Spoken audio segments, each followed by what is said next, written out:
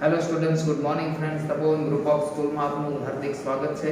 ધોરણ 12 chapter number આપણે બીજું, ત્રીજું, ચોથું ત્રિકોણમિતિ, પ્રતિવિધિ, નિશ્ચાયક, શ્રેણી પૂરા કર્યા. ત્યારબાદ પાંચમું ચેપ્ટર સાતત્ય અને વિકલનમાં જે પોર્શન સાતત્ય વાળો હતો એ પણ આપણે પૂરો કર્યો. વિકલન શરૂ કરવાને બદલે ગઈકાલના છેલ્લા લેક્ચરમાં તમને એવું કીધું હતું કે હવે આપણે ચેપ્ટર શરૂ કરીશું સંબંધ અને વિધેય, કે જેથી તમારે જેડબલઈમાં પણ કામમાં આવી શકે. તો આપણે શરૂઆત કરીએ ચેપ્ટર નંબર 1 સંબંધ અને વિધેય.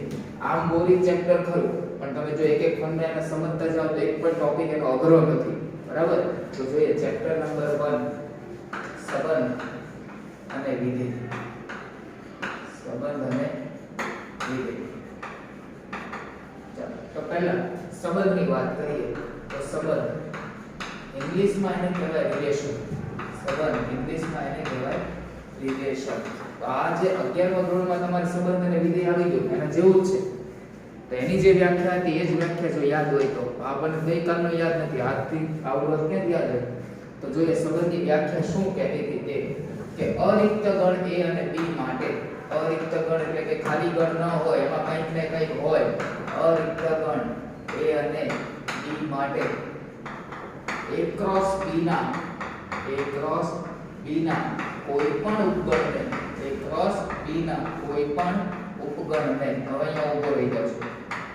ચાલો A ક્રોસ B ના કોઈ પણ ઉપગણ, પહેલા A ક્રોસ B તો શોધતા આવડવું પડે. તો યાદ કરો 11મા ધોરણનો સંબંધમાં પહેલો લેક્ચર અજોડિયા સરે શરૂ કરાવ્યું. A ક્રોસ B કઈ રીતે શોધવું? તો ક્રમયુક્ત જોડ મળતી હતી. એમાં કંઈક સભ્ય હોય, બીમાં કંઈક સભ્ય હોય, અને એનો એક ક્રોસ એટલે કે કાર્ટેશીય ગુણાકાર પણ કહેતા હતા. તો A ક્રોસ B એટલે ડાયરેક્ટ ગુણાકાર નહીં, પણ ક્રમયુક્ત જોડ. ક્રમયુક્ત જોડ. માની લો કે એમાં એક સભ્ય છે, બીમાં એક સભ્ય છે, તો બંનેની જોડ એક એક જ આવવાની, એટલે કે એક જ જોડ મળશે એક.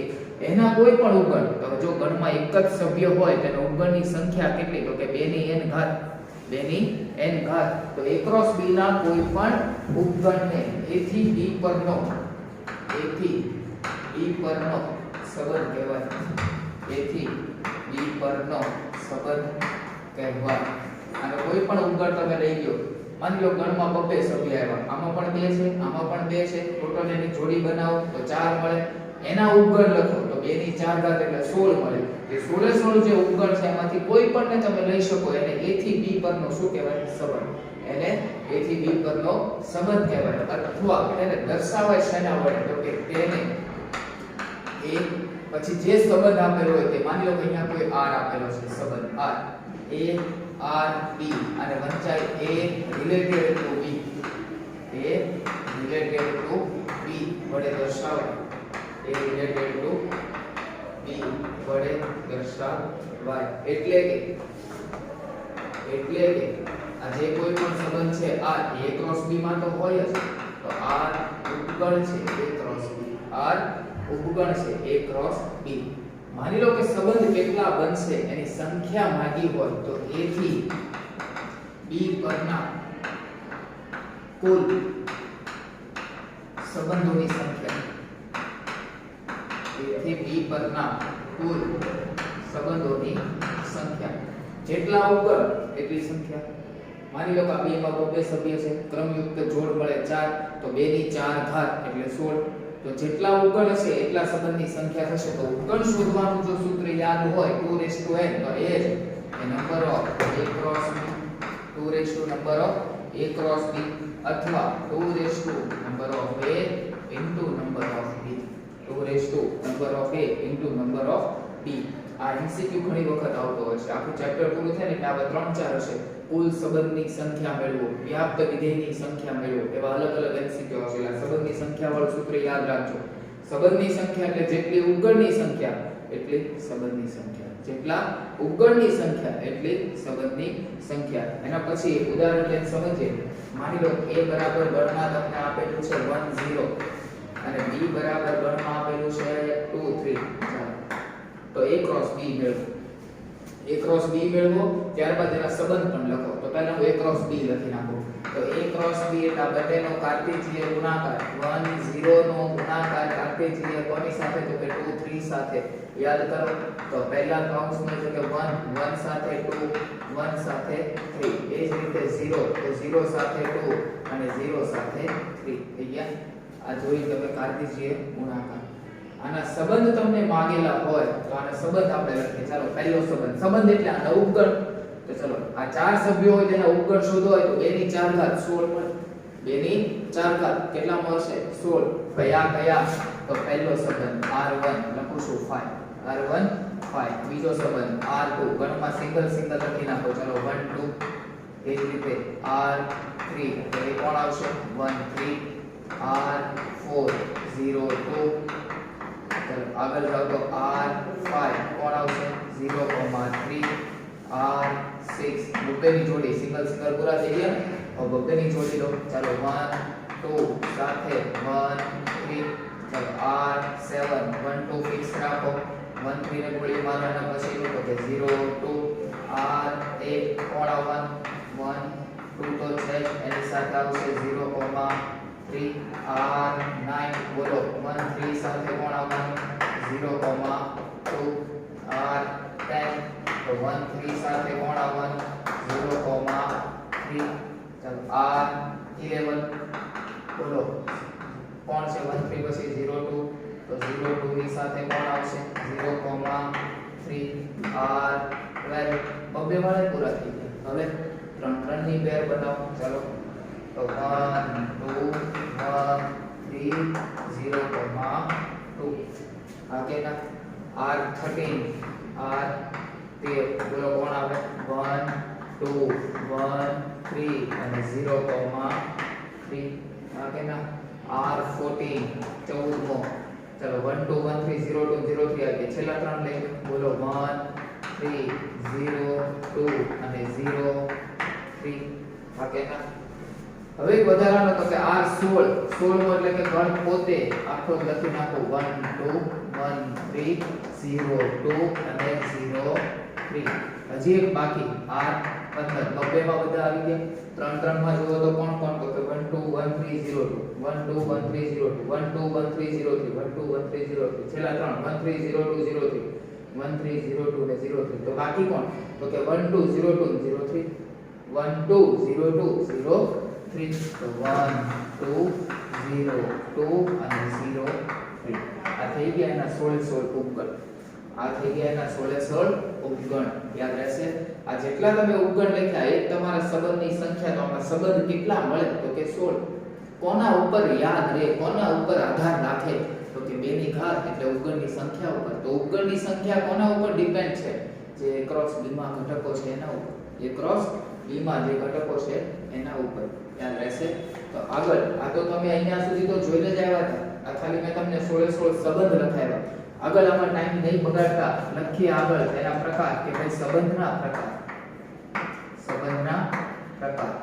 કે જે તમે 11 માં જોઈને આવ્યા છો એ જ. તો સંબંધના પ્રકારમાં પહેલો સંબંધ ખાલી સંબંધ અથવા રિક્ત સંબંધ.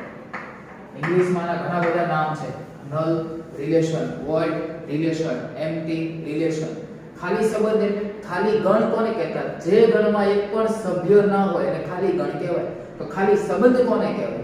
જે ગણમાં એક પણ સંબંધ જ ન હોય એને કહેવાય ખાલી સંબંધ. આ કેના એની વ્યાખ્યા લખી હોય કે જો r બરાબર 5 હોય તો તેને r બરાબર 5 હોય તો તેને રિક્ત સંબંધ અથવા ખાલી સંબંધ કહેવાય. રિક્ત સંબંધ કહેવાય. r બરાબર 5 હોય કોઈ સભ્ય જ ના હોય તો તેને ખાલી સંબંધ કહેવાય. દાખલા તરીકે ઉદાહરણ આપું તો આજે તમે 16 સંબંધ લખીને આવ્યા એમાં ખાલી સંબંધ હોય તો કોણ તો કે r1. દાખલા તરીકે r1 આ કેના થઈ ગયું. એમાં કોઈ છે જ નહીં, માત્ર ખાલી ગણ એટલે ખાલી સંબંધ. એના પછી જોઈએ તો સાર્વત્રિક સંબંધ. સાર્વત્રિક સંબંધ ઇંગ્લિશમાં એને કહેવાય યુનિવર્સલ રિલેશન. ઇંગ્લિશમાં એને કહેવાય યુનિવર્સલ રિલેશન. યુનિવર્સલ એટલે વિશ્વ આખું જ આવી જાય. યુનિવર્સલ માં જ બધું આવી જાય. યુનિવર્સલ એટલે બધું આવી જાય.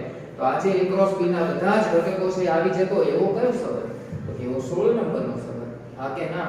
એવું લખવું હોય તો લખાય. જો r બરાબર a ક્રોસ b હોય તો તેને સાર્વત્રિક સંબંધ કહેવાય. તો તેને સાર્વત્રિક સંબંધ કહેવાય. યાદ રહેશે. દાખલા તરીકે નંબર આપવો હોય તો કયો R16 આ કે ના. તો આ તમે 11 માં સંબંધ જે જોઈને આવ્યા હતા એનું ઉદાહરણ. હજી થોડું ડીપમાં વિચારો તો આ જે જોડી બને છે ક્રમયુક્ત જોડ છે એનો પહેલો ઘટક એટલે પ્રદેશ. એનો પહેલો ઘટક એટલે આપણે શું કહેતા હતા પ્રદેશ. અને બીજો કયો બીજો ઘટક એટલે આપણે એને કહેતા હતા વિસ્તાર. શું કહેતા હતા વિસ્તાર. એ પણ સાથે સાથે લખી કાઢીએ કે જો છગડીયા કૌંસમાં a કે જ્યાં AB belongs to R આ જે જોડી રહી એના એની હું વાત કરું છું એટલે કે પહેલા ઘટકની વાત કરું છું ને સંબંધનો પ્રદેશ કહેવાય. યાદ રહેશે છગડીયા કૌંસમાં a કે જ્યાં AB belongs to R ને સંબંધનો શું કહેવાય પ્રદેશ. હવે તમને એમ કીધું હોય કે R14 નો પ્રદેશ લખો. ચાલો R14 એનો પ્રદેશ એટલે પહેલા ઘટકો કોણ તો કે 1 0. તો છગડીયા કૌંસમાં 1 અને 0. છગડીયા કૌંસમાં 1 0. એ જ રીતે છગડીયા કૌંસમાં B કે જ્યાં AB belongs to R ને વિધેયનો વિસ્તાર કહેવાય. વિધેયનો વિસ્તાર કહેવાય. કોઈ એવું પૂછે R16 નો વિસ્તાર બોલો. R16 નો વિસ્તાર બોલો. ચાલો R16 આનો વિસ્તાર એટલે બીજા ઘટકો એટલે કોણ તો કે 2 3. બીજા ઘટકો એટલે કોણ 2 3. આ કે ના યાદ રહેશે. તો આ થઈ ગઈ સંબંધની વ્યાખ્યા કે સંબંધ કોને કહેવાય તો કે a ક્રોસ b ના દરેક કોઈ પણ ઉપગણને શું કહેવાય a થી b પરનો સંબંધ. એને દર્શાવાય શેના વડે તો કે a રિલેટેડ ટુ b. એટલે કે r ઉપગણ છે a ક્રોસ b. યાદ રહેશે. તો હવે જોઈએ આપણે સંબંધ પછી વિધેય ઉપર. તો હવે જોઈએ આપણે વિધેય. ઇંગ્લિશમાં એને કહેવાય ફંક્શન. વિધેય ઇંગ્લિશમાં એને કહેવાય ફંક્શન. કે a is not equal to 5 એ ખાલી ગણ નથી. b is not equal to 5 b પણ ખાલી ગણ નથી. તો ગણ a નો પ્રત્યેક સભ્ય કોઈ બાકી રહેવો જોઈએ નહીં ભાઈ. પ્રત્યેક સભ્ય ગણ b ના અનન્ય સભ્ય સાથે સાંકળતા સંબંધ કે કોઈ સૂત્ર કે કોઈ નિયમ F ને a થી b પરનો વિધેય કહેવાય. F ને a થી b પરનો વિધેય કહેવાય. જેને કઈ રીતે દર્શાવાય તો કે f પછી બે ટપકા a એરો b. f બે ટપકા a એરો b વંચાય શું f from a to b વડે દર્શાવાય. a to b f from a to b વડે દર્શાવાય. એમાં જે પહેલો a છે એ તમારો પ્રદેશ છે. શું છે પ્રદેશ. અને આ જે b કેપિટલ આપેલો છે એ છે તમારો સહપ્રદેશ. તો નીચે સાથે લખી દઈએ કે a ને વિધેયનો પ્રદેશ કહેવાય અને b ને વિધેયનો સહપ્રદેશ કહેવાય. એને વિધેયનો સહપ્રદેશ કહેવાય. એને વિધેયનો પ્રદેશ કહેવાય જ્યારે b ને વિધેયનો સહપ્રદેશ કહેવાય. યાદ રહેશે પાક્કું. તો માની લો કે કોઈ જોડી તમને આવી મળે કે y કે જ્યાં xy belongs to f. તો y એટલે પાછળનો ઘટક છે ને. તો y ને સંબંધનો વિસ્તાર કહેવાય. y ને સંબંધનો વિસ્તાર કહેવાય. એટલે યાદ રાખજો વિસ્તારના બધા જ સભ્યો સહપ્રદેશમાં તો હોય જ. વિસ્તારના બધા જ સભ્યો સહપ્રદેશમાં હોય ને હોય એટલે વિસ્તાર ઉપગણ છે સહપ્રદેશ. વિસ્તાર ઉપગણ છે સહપ્રદેશ. વિધેય એટલે a નો પ્રત્યેક સભ્ય b ની કોકની સાથે જોડાયેલો હોવો જોઈએ તો એને કહેવાય f ને a થી b પરનો વિધેય એટલે કે f from a to b. f from a to b. તો આની સંખ્યા કેટલી? જેમ સંબંધની સંખ્યા હતી તેમ વિધેયની સંખ્યા કેટલી? તો કે a થી b પરના કુલ વિધેયની સંખ્યા બરાબર તો કે સહપ્રદેશના ઘટકો ની ઘાતમાં પ્રદેશના ઘટકો. સહપ્રદેશના ઘટકો ની ઘાતમાં કોણ આવશે? પ્રદેશના ઘટકો. એટલે આવું પણ લખાય નંબર ઓફ b ની નંબર ઓફ a ઘાત.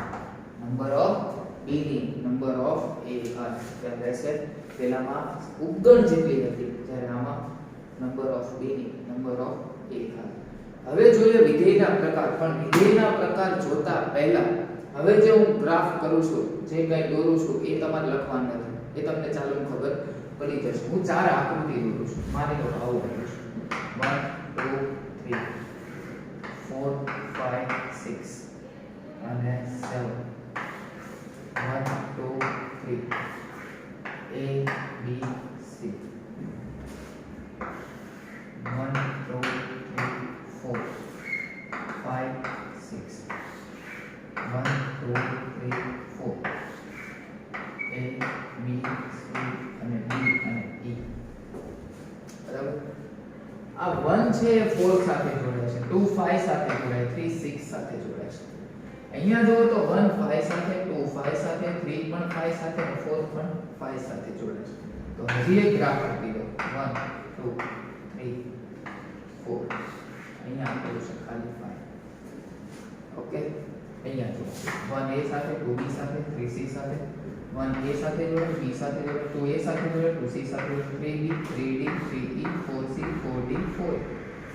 આવું કંઈક આપેલું છે. અહીંયા 1 5 2 5 3 5 4 5.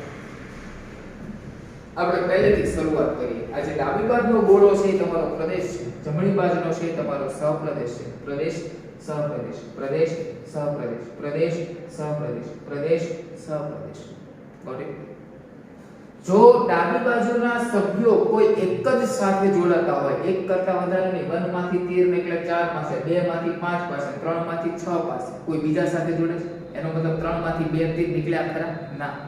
તો શું કોઈ 2 તીર એક જગ્યાએ ભેગા થયા ખરા? ના. એનો મતલબ એક સાથે એક જ જોડે છે. એક સાથે એક જ જોડાય. તો બોલો આને કહેવું હોય તો એક એક કહેવાય. આને કહેવું હોય તો શું કહેવાય? એક એક. એવું કહેવાય? એક એક. આ બાજુ તમે જો તો 1 2 3 4 આ બધા કોની પાસે જોડાય? 5 પાસે. બધા એક આને કોની પાસે? 5 પાસે. એનો મતલબ અલગ અલગ અલગ અલગ અલગ અલગ અલગ અલગ એક સાથે જોડાય છે. એનો મતલબ આને એક. શું કહેવાય? અને એક. આ બાજુ જુઓ તો એક સાથે એક, એક સાથે એક, એક સાથે એક, એક એક. હા. આ બાજુ જુઓ તો 1 માંથી 2 તીર નીકળ્યા, 1 અને 1. 2 માંથી 2 તીર નીકળ્યા, 1 અને 2 માંથી પાછું 1 માંથી 2 માંથી તીર નીકળ્યું, એ પાસે ગયું અને 1 1. એટલે 1 અને 1 છે, અને 1 છે. આ બધું ભેગું કરો આ થાય છે અનેક અને અને છેલ્લામાં જોવામાં આવે તો 1 2 3 4 અને 1 અને 1. તો આમ જોવા જાવ તો વિધેયના 4 પ્રકાર. એક એક, અનેક એક, અનેક એક, એ તો બે એક જ થઈ ગયા. અનેક અનેક, અનેક અનેક અને એક અનેક, એક અનેક. આ આપણું પણ ઉદાહરણ કહીશું. હા કે ના? તો વિધેયની વ્યાખ્યા પરથી એવું થાય છે કે જેમાં પાછળ એક સભ્ય આવતો હોય, એનો પ્રત્યેક સભ્ય b ના અનન્ય, b ના કોઈ એક સભ્ય સાથે જોડાયેલો હોવો જોઈએ. તો વિધેયની વ્યાખ્યા પરથી પાછળ જેમાં એક આવતો હશે ને એ જ વિધેયની રચના કરશે. તો આમાંથી વિધેયની રચના કોણ કરે? આ પહેલું કરે, બીજું કરે, ત્રીજું કરે, આ કરે. આ વિધેયની રચના કરતું નથી. અનેક એક વિધેયની રચના કરતું, અનેક અનેક વિધેયની રચના કરતું નથી. તો આમાં કોણ એક એક ને કોણ અનેક એક એ તો તમને ઓળખતા આવડી ગયું. હવે પછીનો એક શબ્દ છે વ્યાપ્ત, કે જે આપણે ત્રિકોણમિતિ પ્રતિવિધિમાં જોઈને આવ્યા છીએ તે. તો વ્યાપ્ત કોને કહેવાય? તો તમારો વિસ્તાર અને તમારો સહપ્રદેશ સમાન હોય એને કહેવાય વ્યાપ્ત વિધેય. વિસ્તાર અને સહપ્રદેશ સમાન હોય. હું એવું નથી કહેતો વિસ્તારના બધા સભ્યો સહપ્રદેશમાં આવી જવા જોઈએ, આવતા જ હશે, પણ આ જો બંને ઇક્વલ ટુ થઈ જાય, કોઈ બાકી ન રહેતું હોય તો એને કહેવાય વ્યાપ્ત વિધેય. તો સહપ્રદેશ એટલે આ જમણી બાજુનો ગોળો. જમણી બાજુના ગોળામાં જવાબ કોને મળે? જવાબ મળે છે એને કહેવાય વિસ્તાર. જ્યાં તીર જોડે છે એને કહેવાય વિસ્તાર. 4 5 6 એ તમારો વિસ્તાર. અને સહપ્રદેશ પૂછે તો 4 5 6 7. તો શું વિસ્તાર અને સહપ્રદેશ સમાન છે? તો કે ભાઈ ના, પહેલામાં નથી. કેમ? 7 બાકી રહી ગયો છે. તો આને કહેવાય વ્યાપ્ત નથી. વ્યાપ્ત નથી એટલે અવ્યાપ્ત કહેવાય. એવું કહેવાય અવ્યાપ્ત. હા કે ના? બીજામાં જુઓ તો બીજાને અવ્યાપ્ત કહેવાય. તો અનેક એક અને અવ્યાપ્ત, અનેક એક અને અવ્યાપ્ત. આગળ જુઓ તો આમાં થાય તો એક એક અને વ્યાપ્ત, એક એક અને વ્યાપ્ત. નીચે તો કે અનેક એક અને વ્યાપ્ત, અનેક એક અને વ્યાપ્ત. યાદ રહેશે. તો વ્યાપ્ત કહેવાય કોને? તમારો વિસ્તાર અને તમારો સહપ્રદેશ જો સમાન હોય તો એને કહેવાય વ્યાપ્ત વિધેય. એક સાથે એક જ જોડાય તો એને કહેવાય એક એક વિધેય. એક સાથે અનેક જોડાય તો એક અનેક. પણ એક અનેક ક્યારેય વિધેયની રચના કરે નહીં. તો વિધેયની રચના કોણ કરે? એક એક અને અનેક એક. એક એક અને અનેક એક. તો વ્યાપ્તમાં હવે કઈને પ્રોબ્લેમ છે? વ્યાપ્ત એટલે વિસ્તાર અને સહપ્રદેશ સમાન. વિસ્તાર અને સહપ્રદેશ સમાન હોવા જોઈએ. તો હવે આપણે આગળ જોઈએ.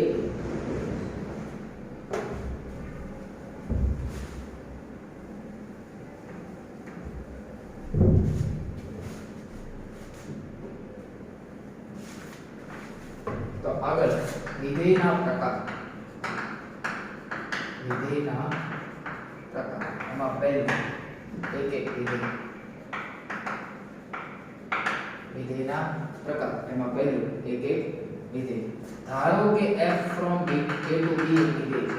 f from a to b વિધેય છે. વિધેય એટલે રકમ હો ભાઈ, બીજું કાંઈ નહીં. f from a to b શું છે?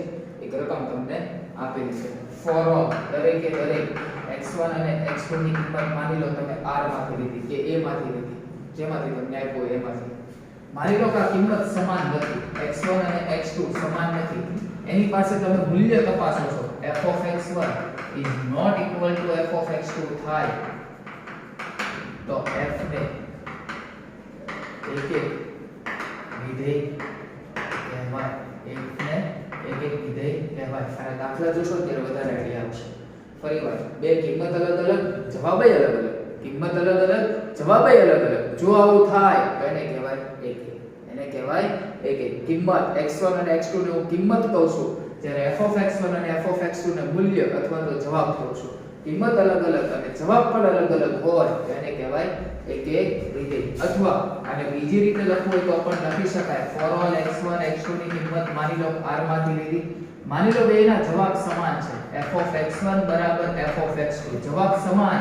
એના ઉપરથી જો તમે કિંમત સમાન છે એવું બતાવો, f of x1 is equal to f of x2 implies x1 equal to x2 થાય તો f ને એક એક વિધેય કહેવાય. તો f ને એક એક વિધેય કહેવાય. ખ્યાલ રહેશે. કિંમત અલગ અલગ, જવાબ અલગ અલગ. કિંમત અલગ અલગ, જવાબ અલગ અલગ. અથવા જવાબ સમાન, કિંમત સમાન. તો એને કેવું વિધેય કહેવાય? એક એક. તો જોઈએ બીજું. અનેક એક વિધેય. અનેક એક વિધેય. આ એક એક એટલે એને વન વન પણ કહેવાય. નો ઇંગ્લિશમાં એને કહેવાય વન વન. જ્યારે અનેક એક છે એને કહેવાય મેની વન. અનેક એક છે એને કહેવાય મેની વન. તો ચલો ધારો કે f from a to b વિધેય છે.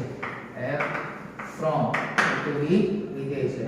there exist x1 અને x2 ની કિંમત તમે લીધી r માંથી. માની લો કે આ કિંમત તમારી અલગ અલગ છે. x1 અને x2 સમાન નથી. આને ધ્યાનમાં લઈને તમે કિંમત શોધો, જવાબ શોધો અને જવાબ સમાન આવે. f of x1 બરાબર f of x2 થાય. f of x1 બરાબર f of x2 થાય તો f ને અને 1 f ને અને 1 વિધેય કહેવાય. ખ્યાલ રહેશે. કિંમત અલગ અલગ, જવાબ અલગ અલગ. અથવા જવાબ સમાન, કિંમત સમાન. તો એને કહેવાય એક એક વિધેય. એક એક વિધેય. કહેવાય. કિંમત અલગ અલગ પણ જવાબ સમાન. કિંમત અલગ અલગ પણ જવાબ સમાન તો f ને કહેવાય અનેક એક વિધેય. કેવું કહેવાય? અનેક એક વિધેય. કિંમત અલગ અલગ જવાબ સમાન. પહેલામાં કિંમત અલગ અલગ જવાબ અલગ અલગ જવાબ સમાન કિંમત સમાન. આમાં કિંમત અલગ અલગ પણ જવાબ સમાન તો એને કહેવાય અનેક એક કહેવાય. અલગ અલગ કિંમત પાસે જવાબ સરખો મળે છે. અલગ અલગ કિંમત પાસે જવાબ સરખો મળે છે એને કહેવાય અનેક એક. યાદ રહેશે. નંબર 3 વ્યાપ્ત વિધેય onto ફંક્શન. ઇંગ્લિશમાં એને કહેવાય onto. અવ્યાપ્ત હોય તો એને કહેવાય into. શું કહેવાય? into. ચલો વ્યાપ્ત વિધેય જે વિધેયનો વિસ્તાર અને સહપ્રદેશ સમાન હોય તો તેને વ્યાપ્ત વિધેય કહેવાય. જે વિધેયનો વિસ્તાર અને સહપ્રદેશ સમાન હોય તેને વ્યાપ્ત વિધેય કહેવાય. હમણાં આપણે પેલી 4 ગોળાવાળી આકૃતિ દોરી હતી એના પરથી. બરાબર? અને આગળ અથવા બીજી રીતે કઈ રીતે તમે પ્રૂવ કરી શકો? ધારો કે f from a to b વિધેય છે. f from a to b વિધેય છે. તમે કોઈ કિંમત લીધી સહપ્રદેશમાંથી. for all y belongs to b ક્યાંથી લીધી? સહપ્રદેશમાંથી. ને સંકર આપણને એવો એકાદો x belongs to a એટલે પ્રદેશમાં મળે કે જેથી શું થાય? ઓકે fx બરાબર y થાય તો f ને વ્યાપ્ત વિધેય કહેવાય. તો f ને વ્યાપ્ત વિધેય કહેવાય. યાદ રહેશે. તો આ વિધેયની વ્યાખ્યા ફરીવાર પહેલેથી a is not equal to 5 b is not equal to 5 તો ગણ એનો દરેકે દરેક સભ્ય ગણ વિના અનન્ય એટલે કે એક અને માત્ર એક સાથે જોડાયેલો હોય તો આવો જે કંઈ પણ સંબંધ હોય કે સૂત્ર હોય કે નિયમ હોય એને a થી b પરનું વિધેય કહેવાય. એને દર્શાવાય છે એના વડે તો કે f from a to b. f from a to b તો આ જે a છે એને વિધેયનો પ્રદેશ કહેવાય. જ્યારે b છે એને વિધેયનો સહપ્રદેશ કહેવાય. b ને વિધેયનો સહપ્રદેશ કહેવાય. આ જે y છે મતલબ કે જે જોડી તમે લખવાના છો એમાં પાછળનો જે ઘટક છે એને કહેવાય વિધેયનો વિસ્તાર. શું કહેવાય? વિધેયનો વિસ્તાર. તો વિસ્તાર સહપ્રદેશમાં આવી જ ગયો હોય. વિસ્તાર સહપ્રદેશમાં આવી જ ગયો હોય તો a થી b પરના કુલ વિધેયની સંખ્યા કેટલી? તો કે સહપ્રદેશના ઘટકોની ઘાતમાં પ્રદેશના ઘટકો. એના માટેનું સૂત્ર વિધેયના પ્રકાર. તો 4 જોયા આપણે. એમાંથી 2 વિધેયો છે રચના કરી શકે. કોણ પાછળ એક આવતું હોય તે તો એક છે એક વિધેય, એક છે અનેક એક વિધેય. એક વિધેય સાબિત કઈ રીતે થાય? તો તમારે એટલું જ યાદ રાખવાનું. આ બધું યાદ ન રાખવું હોય તો કિંમત અલગ અલગ જવાબ અલગ અલગ. કિંમત અલગ અલગ જવાબ અલગ અલગ. કિંમત અલગ અલગ જવાબ અલગ અલગ તો એક જવાબ સમાન ઉપરથી કિંમત સમાન બતાવો તો પણ એક કિંમત અલગ અલગ જવાબ સમાન તો અનેક એક. 3 લાઈન યાદ રાખો એટલે બધું થઈ જશે. કિંમત અલગ અલગ જવાબ સમાન. તો હવે તમને એમ થાય વેર એક્ઝિસ્ટ અહીં લખ્યું અને અહીંયા ફોર ઓલ લખ્યું એનું કારણ શું? એક છે તો દરેકે દરેક કિંમત આગળ અલગ એક થતું હોય. વેર એક્ઝિસ્ટ કોઈ એવી એકાદી બે કિંમત હશે કે જેના પાસે અનેક એક થતું હોય. દાખલા તરીકે તમને એવું આપ્યું છે f from r to r f of x બરાબર x નો વર્ગ. f of x બરાબર x નો વર્ગ. ચાલો x ની કિંમત 2 લો. બોલો જવાબ કેટલો? 4. કેટલો આવશે? 4. હું -2 લઉં તો પણ જવાબ કેટલો? 4. -2 પાસે પણ 4. તો આ બે કિંમત જ એવી છે કે જેની પાસે જવાબ 4 મળે છે. બાકી બધી કિંમત આગળ 4 નથી મળતો. એટલા માટે થઈને ધેર એક્ઝિસ્ટ ધોરણ 11 14મું ચેપ્ટર ગાણિતિક તર્ક એમાં ધેર એક્ઝિસ્ટ એટલે અસ્તિત્વકારક કોઈ કે અથવા કોઈ એનો ઉપયોગ અહીંયા કરેલો છે. તેવી એકાદ બે કિંમત જ મળશે. માની લો કિંમતે અલગ અલગ છે, જવાબ સમાન મળે છે તો એને કહેવાય અનેક એક. તો વ્યાપ્તની વ્યાખ્યા શું? વિસ્તાર અને સહપ્રદેશ સમાન તો વ્યાપ્ત, ન હોય તો અવ્યાપ્ત. Got it? તો આટલું કમ્પ્લીટ તમારે લખવાનું છે. બાકીનું આપણે નેક્સ્ટ લેક્ચરમાં દાખલા ચાલુ કરીશું. Thank you.